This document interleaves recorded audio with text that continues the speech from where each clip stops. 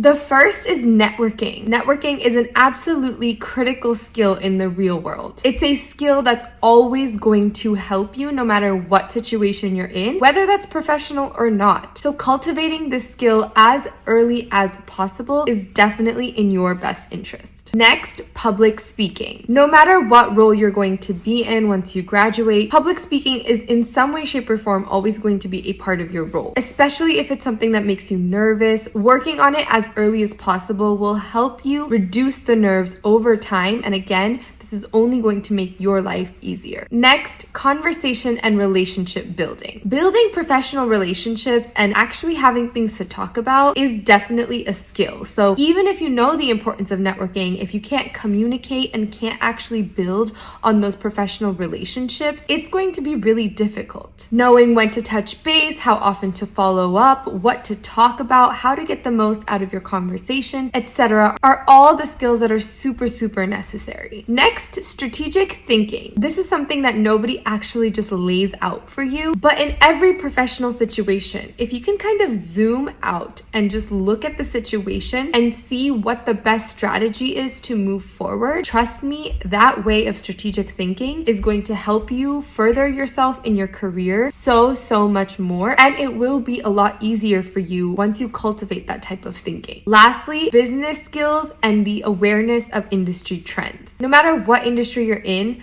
knowing what's going on, what are the hot topics, what are people talking about, what things are controversial, what aren't, knowing all of that is again in your best interest. It's going to help you in your role. It's going to help those networking conversations be easier. It'll give you things to talk about and to think about. And knowing what's currently happening is the only way you can bring innovation into your job. So it's really important.